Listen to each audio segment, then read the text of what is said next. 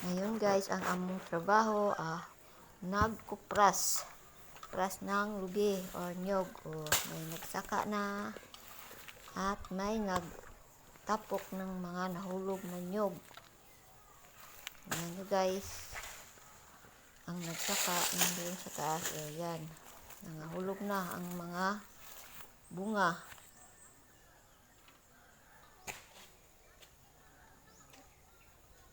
Doon sa taas guys, ang taas-taas ng nyog.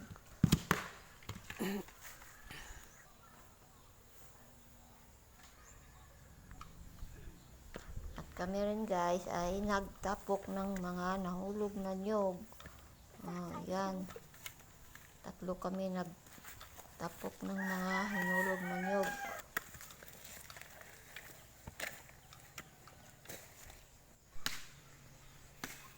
At mayroon ding hakot sa binuak na mga nyog or binitak. Nakot ng kabayo. Diyan sa pugon. Ayan na ang aming pugon guys. Diyan lutuin ang nyog. At may bunot pa ng mga nyog. Iba ang nagbunot, iba ang nagsaka, at iba rin ang naghakot. At ako ay nadistino sa tigtapok ng mga nyog. Yan po, bunot ng mga nyog. Yan guys, sarap pala magtrabaho.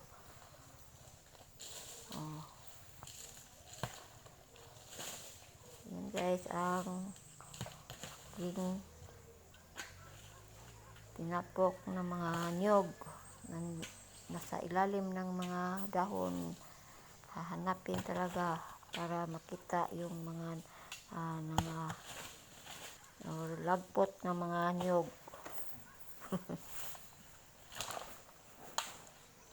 Tapos kunin yung mga yung mga ikit pa sa mga takong.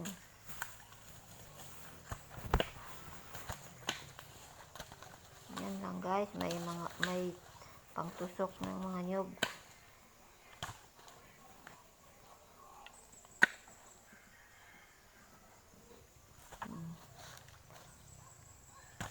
Sangit lang siya sa pangtusok. Pagkatapos, yan na. Buak na og mga minunta na niyog. Yan lang guys. Thank you for watching. Bye-bye. God bless us all.